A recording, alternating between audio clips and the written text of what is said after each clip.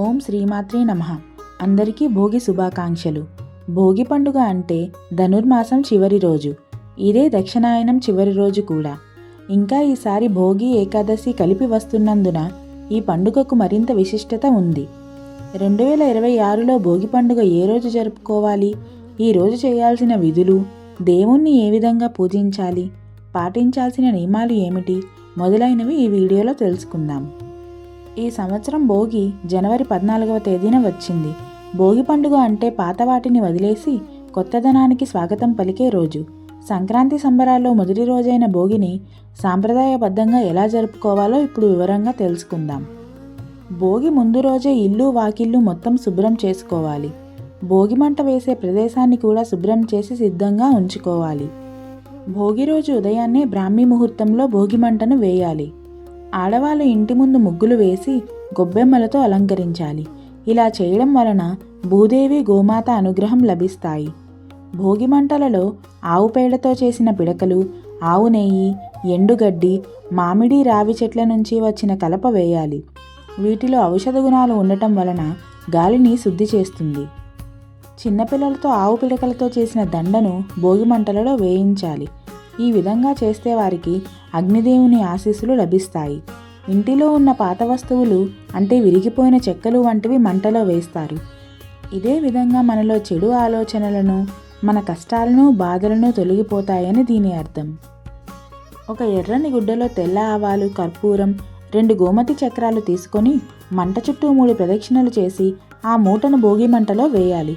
ఈ విధంగా చేస్తే జాతక దోషాలు తొలగిపోతాయి. భోగి మంటల పక్కనే ఒక బిందెడు నీళ్లు కాచుకొని ఆ నీళ్లతో స్నానం చేస్తే ఆరోగ్యానికి చాలా మంచిది. ఇలా చేస్తే గ్రహదోషాలు తొలగిపోతాయి. నువ్వుల నూనెను వంటికి పట్టించుకొని కుంకుడికాయతో తలస్నానం చేయాలి. కొత్త బట్టలను ధరించాలి. భోగి మంటలు ఆరిపోయాక మిగిలిన బూడిదను విభూతిలా పెట్టుకోవాలి.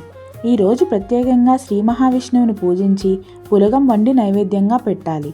ఈరోజు ఖచ్చితంగా నువ్వులు బెల్లంతో చేసిన ఉండలు తినాలి. వేరే వాళ్ళకి కూడా తినిపించాలి.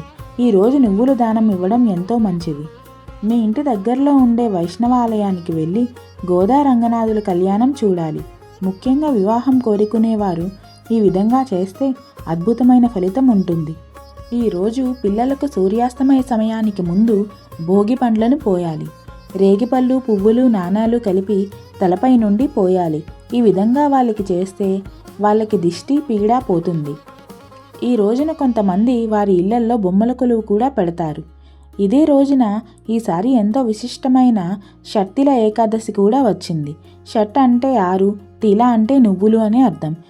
ఈ రోజున నువ్వులను 6 రకాలుగా ఉపయోగించడం వల్ల పాపాలు నశించి మోక్షం సిద్ధిస్తుందని విష్ణు పురాణం చెబుతోంది. నువ్వులు కలిపిన నీటితో స్నానం చేయడం, నువ్వుల నూనె వంటికి రాయడం, నువ్వులతో చేసిన ప్రసాదం తినడం, నీటిలో నువ్వులు వేసి తాగడం, నువ్వులతో హోమం, నువ్వులు దానం ఇవ్వడం చేయాలి.